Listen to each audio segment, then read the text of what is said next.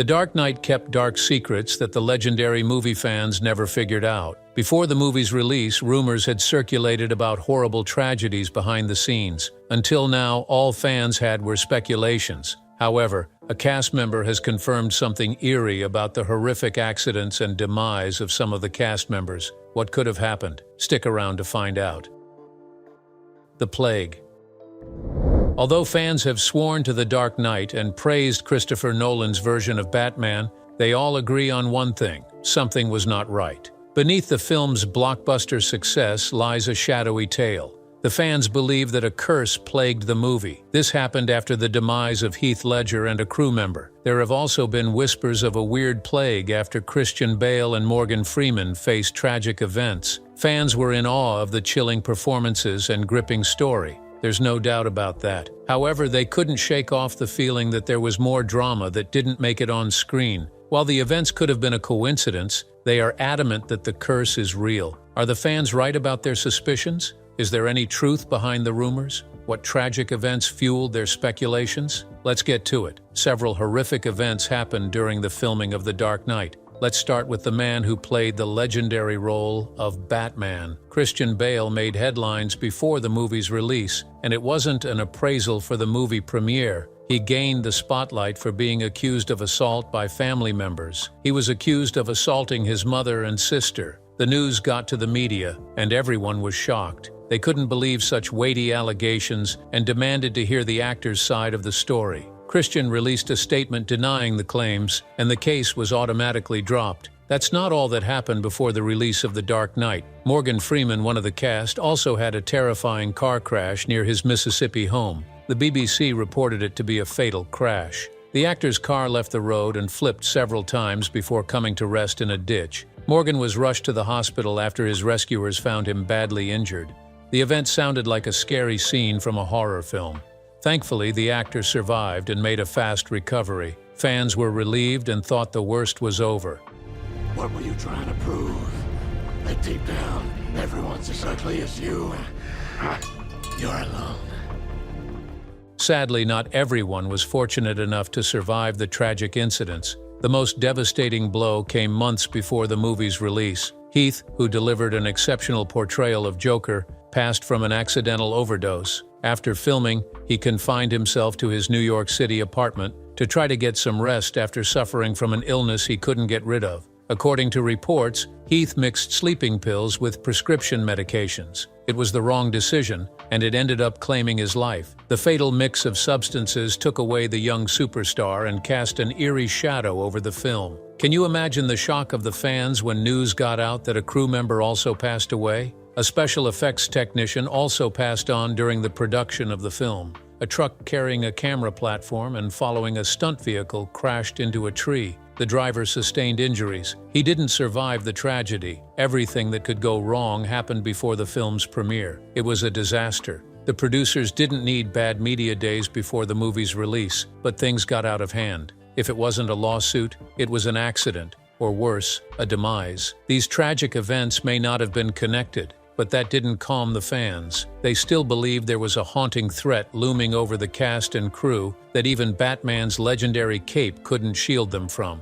After a string of misfortunes happened around the time of production, and ahead of the film's release, fans concluded that some curse plagued the series. They said it wasn't just a coincidence and demanded an answer. Christian Bale addressed the fans in an interview, clearing the air. Fans listened because he was also a victim. Christian told the fans that the tragedies were unconnected to the film. He said he had no explanation for why things turned out the way they did, but he was happy to have worked with Heath and the entire crew. He asked the fans to support the film project and assured them that they would ensure the well-being of cast and crew members. Have you ever seen a movie so powerful that even after it leaves the theater, it never stops lingering in your mind? It makes your heart beat and leaves you in amazement?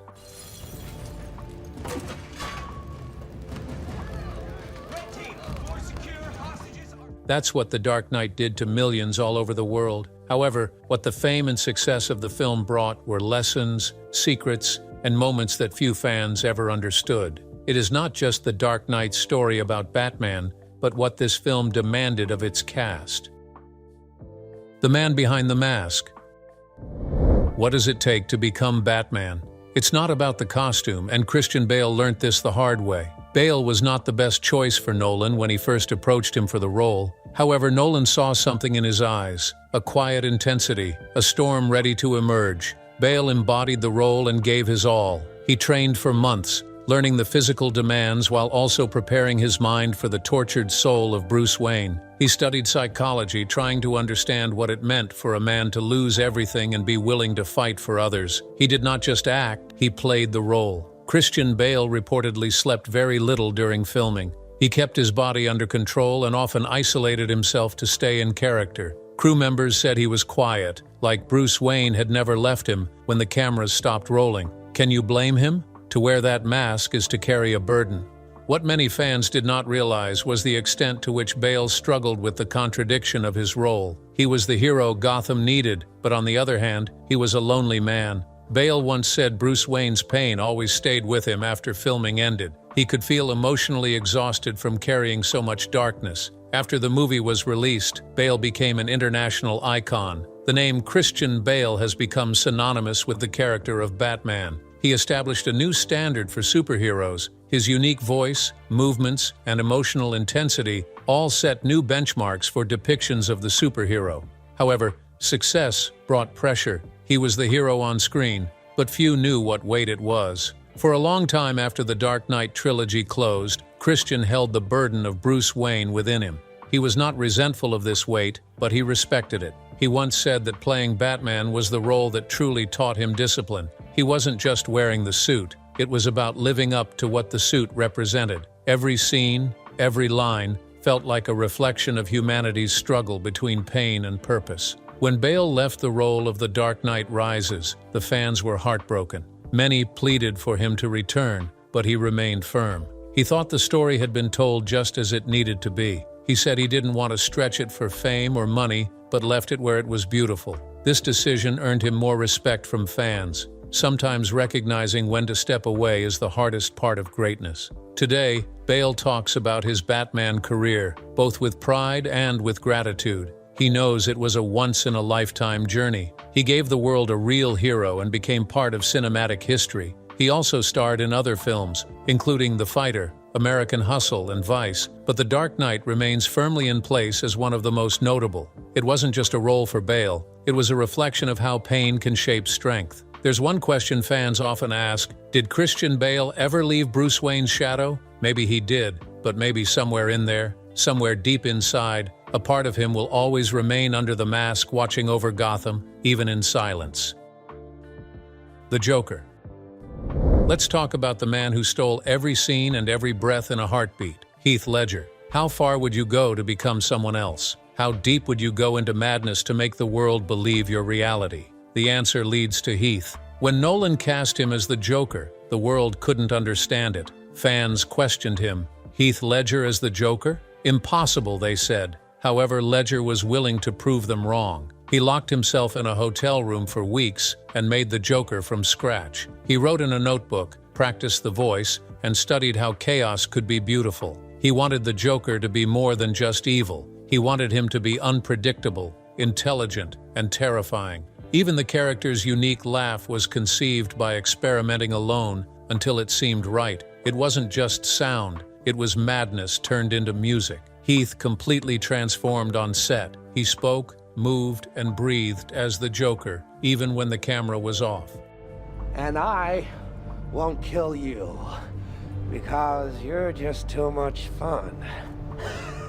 Although the cast knew he was a talented actor, they were worried about him. Michael Caine later said Heath's performance was so frightening on film that he lost his lines. It was so memorable. Despite the exceptional acting, Heath was exhausted. The pressure that came with perfection, the emotional devastation of living in such a dark place, and the isolation that came with fame took a toll on him. He began having sleepless nights and constant migraines. He often used sleeping pills to relax after long days of shooting. On one of those occasions, the worst happened. Heath was only 28 when he passed. Fans were heartbroken. The cast was devastated. Nolan called it one of the most challenging times in his life. It was a tribute not only to Batman and Gotham, but also to Heath. When the movie premiered, audiences cried, Every laugh, every joke, every wild moment on screen was alive and haunting. Heath Ledger's Joker became a legend and a performance that's still being studied today. Heath won the Oscar for Best Supporting Actor, but for fans, it was more than gold. It was a promise that his art would never be lost. So what did most fans never realize? Heath Ledger didn't just play the Joker, but became him body and soul. It cost him dearly, but his performance in the film radically changed the course of destiny. The name Heath Ledger still haunts every conversation about The Dark Knight. That wild smile, that indescribable voice, his eyes telling 1,000 stories without any words, is a tale that cannot be expressed. He was not just an actor, he was a symbol of total surrender to one's craft. Toward the end of his performance, he impressed a few co-stars and even went down as a surprise performer. Christian Bale once said Heath brought a weird energy that forced everyone else to rise higher. A day on set was a walk into the unknown. No one could predict where his character would go next, or even Heath himself. It was magical. The Dark Knight remains a favorite to be rewatched today, with its memorable highlights in every scene. Heath Ledger didn't play the Joker just because he was a player. He redefined what it meant to lose oneself in a role, leaving behind a performance that time cannot erase. The legendary costume. The costume is one part of the film that everyone appreciates. Makeup artist John Caglione Jr. was the man behind the art. It was indeed a jaw-dropping moment when the world first saw Joker's character. Heath's look was iconic. It had to be because his character was the highlight of the film. Joker was unpredictable. Christopher Nolan referred to Joker as an agent of chaos. However, the role was very compelling. He had a tragic past. He had a sad story to tell. This was the marketing premise of the movie. The makeup set the tone not only for the character, but also for the entire film and the marketing campaign that preceded it. The makeup artist revealed how they got Joker's iconic look. It took over 20 hours and 97,000 emails for people to reveal the image. They devised a scenario where, in comic book stores all across the country, you could find Joker cards that said, "I believe in Harvey Dent too." They also posted a little teaser on the Warner Brothers site where you could find "I believe in Harvey Dent" and see the campaign poster featuring Aaron Eckhart for the first time. The fans followed the cards to a URL where they cast their vote and entered their email address to receive the coordinates. This went on for over a year. Susan Bond, the CEO of 42 Entertainment, said it was an effective and dramatic way to change the conversation. She recalled her reaction to the image. "I probably had the same emotional reaction most people had when they saw it. It's very intriguing. I couldn't even really tell it was Heath. It definitely made me want to get more involved in the world." From the moment the world saw that first image of the Joker, everything changed. Fans were no longer skeptical. This was the unique, dark take on the character that many had been waiting for. Although Joker wore clown makeup, We really should stop this fighting, otherwise we'll miss the fireworks. There won't be any fun. he was no clown. He had the face of a maniac who was capable of anything. One of the movie's catchphrases, "Why so serious?" would become a famous tagline on posters and thrillers. It captured Joker's taunting of Batman. The poster had a scarred, smudged, terrifying grin, with Ledger lurking somewhere beneath it. John Caglione spoke about how he brought the makeup to life with Francis Bacon's painting. Heath was in a preliminary wardrobe fitting when I met him. I did some sketches based on reading the script and meeting with those guys. We started playing with makeup on Heath and experimenting with a very decayed, almost broken down look. I'm a trained makeup artist, and at first, the lines were immaculate, but they looked very clown-like, and I had to go against the grain and break down this character. I remember when Chris brought in books of Francis Bacon's paintings, these very blurry images. That set the tone and put us on a path to tone down and degrade the makeup. He commended Heath's dedication to the film. It was no easy thing to wear that type of makeup. It had to be an organic-looking makeup, and Heath sometimes wore it for a week. His hair was sort of oily and greasy, and he didn't take off his makeup for 3 to 5 days. It's not clean and pristine, but he kept it on. I always got the feeling that Heath had already worked it out in his head. He knew where he was going. He was one of those actors who helped you relax and bring your game. From the first meeting with Heath and playing around with the makeup, he already kind of had it all figured out. It was my job to just basically gild the lily and try to catch up with him. The heart of Gotham. One person had to carry the light through a movie filled with darkness, and that was Michael Caine. He played the role of Alfred, Bruce Wayne's loyal butler. He brought something to the story: humanity. He reminded the audience about the power of holding on to their loved ones. Did you know Caine almost rejected the role? He said his version of Alfred would not fit in Nolan's darker vision. However, when he read the script, it became clear that the story was not just about crime or chaos, but about love, loss, and loyalty. He now fondly refers to it as one of his best roles throughout his career. Caine's performance anchored the movie. His voice carried wisdom, and his eyes held emotions. In truth, when he spoke to Bruce, it did not feel like acting. It felt real. He was a moral anchor of Gotham, who kept hope alive when everything else went haywire. He was the strength of the cast. With Bale's weight and Ledger dancing madly, Caine was the balance of their family. He taught us that even in the darkest of nights, there is always someone willing to stand by our side. Caine enjoyed working with his co-stars far more than fans imagine. He once referred to Heath's performance as speechless and said that Christian Bale's discipline inspired him. Caine knew that The Dark Knight would be historic for future generations. Indeed, that movie not only entertained but also transformed the theater. As the years passed after The Dark Knight, Michael Caine became increasingly connected to the film. He often said that Alfred Pennyworth wasn't just a character he played, but who he was. Perhaps audiences felt more warmth when he appeared on screen. There was something comforting about him, something that made people feel safe even when life seemed chaotic. It was evident in Bruce Wayne's gaze. These emotions were not words or feelings that needed explanation. Some fans could never forget that Michael Caine's journey with The Dark Knight began when he was already thinking about slowing down. He had been in business for decades, had suffered a decline, and had nothing to prove. He felt that energy he had never felt in years. "You could never say no," I said at the audition. It was hard to play a man who wasn't a hero by strength or skill, but rather by heart and loyalty. However, he did a great job. The trilogy ended, but Michael could not disconnect from the character. In interviews, he revealed that sometimes he still caught himself thinking about what Alfred might be doing if he were real. Perhaps he was still in Wayne Manor, polishing the silver, waiting for Bruce to return. Or maybe he had finally retired, quietly in Europe, proud that his son had found peace. It wasn't fiction, but real life for Caine. His performance was memorable, not because of his talent, but because of his honesty. Every tear, every pause, every soft-spoken line was genuine. He frequently said that acting was not about pretending, it was about truth. "You'll just tell the truth in the moment," he'd say, "and people will believe you." So he performed scenes with silent audiences. Even the camera crew behind the camera squirmed silently as Alfred cried at Bruce's grave in The Dark Knight Rises. They didn't watch the scene. They were seeing the heartbreak of a man in real time. Michael Caine was a reminder of how even heroes need someone to look up to. A reminder that even strength cannot stand alone without love. He portrayed the right story.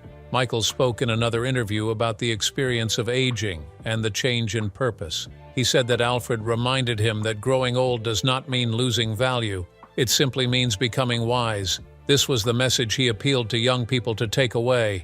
Even when you're old, you can do something.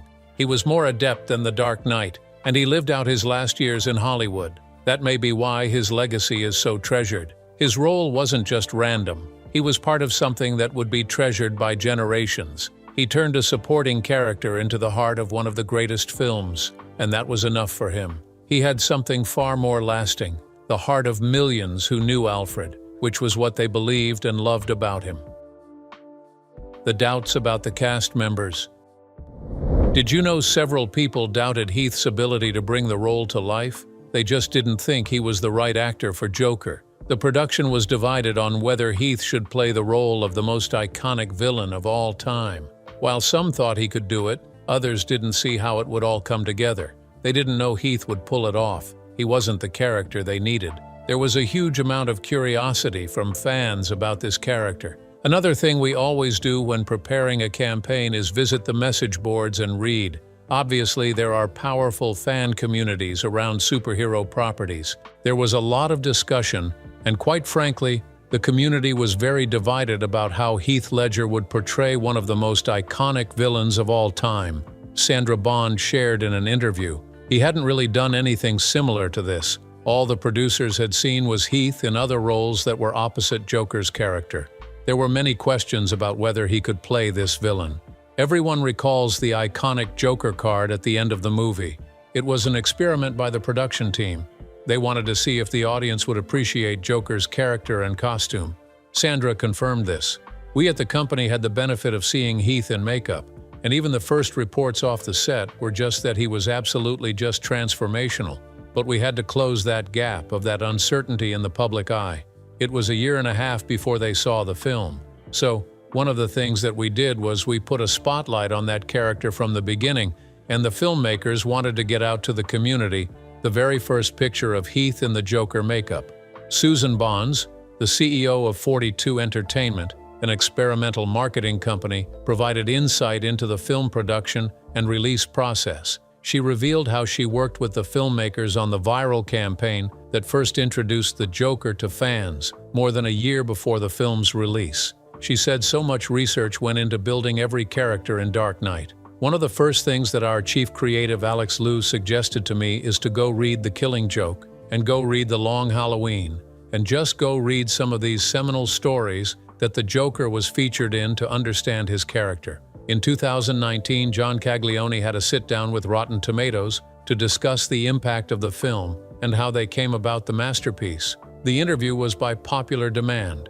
Fans who rated the film wanted to listen to the actors and filmmakers who made those moments happen. They wanted behind-the-scenes details of how the scenes came about. Production and release. While Christopher Nolan planned to make The Dark Knight, he never imagined the impact it would have. The film redefined the superhero genre. It rewrote the language of cinema itself. Nolan had already shown audiences how to put Batman Begins on the front page, but this time he wanted to take it a step further. He wanted to explore the boundary between heroism and madness, order and chaos, love and loss. The production was massive. Gotham was not built in one place, but drawn together from Chicago's gritty streets, Hong Kong's sun-throwing skyline, and London's tall buildings. These teams were the first to shoot an IMAX movie. They used cameras to capture a realistic view of the universe. Every explosion, every chase, and every whisper was heavy. When did you first see Batman's new suit, or when the Batpod roared through the city? Did you love it? It was not just action, it was art in motion. Nolan wanted realism. He wanted people to feel that Gotham could exist just outside the window. The workload that came with the film placed the cast under immense pressure. After Batman Begins set the standard, the world expected nothing less than perfection. Give it to me. You can tell them I took it by force.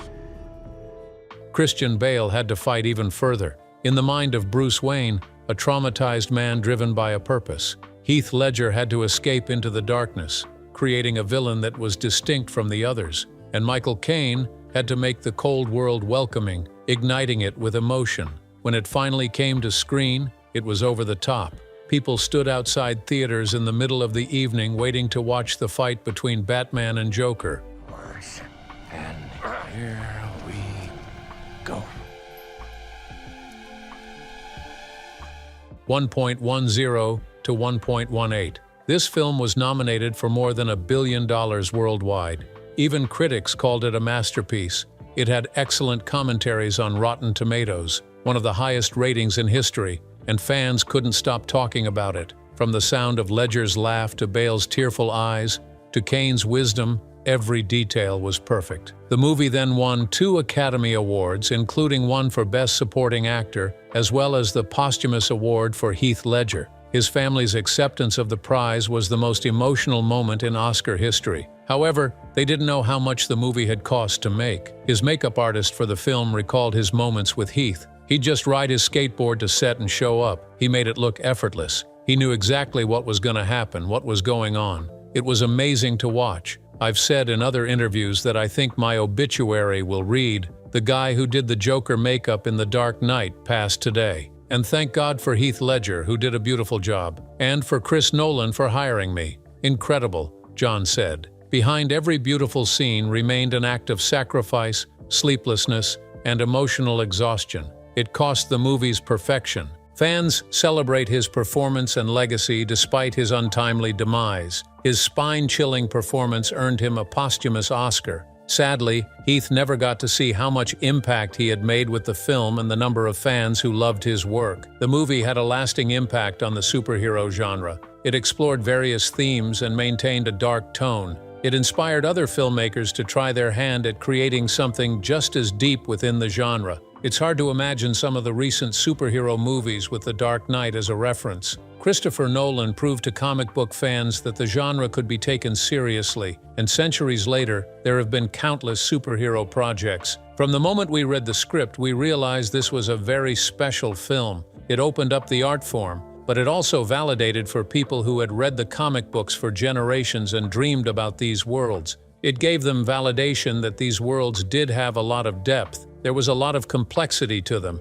We felt like it was the best film of the year. It was amazing to see Heath Ledger's family accept the Academy Award on his behalf, and to see that his performance was recognized. But we would have loved to see the film get nominated for Best Film of the Year. Sandra Bond said in an interview, "Christopher's take on the world was a realistic take that everyone could relate to. It had struggles, black and whites, and grays that we could relate to, but it was also very dramatic in the sense that it was not just fantastical, but also very dramatic."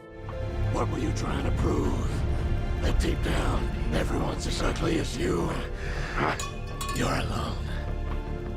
It was a big, epic movie. All the cast were thrilled to be on it. It was one of the most memorable series of all time. Fans even called it one of the most important superhero movies ever made. It was released a few months after Iron Man, and it got terrific reviews across the global box office. 8 Oscar nominations were no small feat. The Dark Knight also changed the Oscars forever. The public insistence on the film's Best Picture nomination led to the Academy changing its rules to allow 10 nominees. It's impossible to isolate one scene from the movie to celebrate. Every minute of acting was beautiful and exceptional. After its release in global theaters, it was an instant box office hit. This prompted the producers to consider a sequel. Everything on point, from the story to the actor's performance, the movie became a major hit. Even after all these years, The Dark Knight is still untouchable. It wasn't just heroes and villains. It was about the thin line that separates them.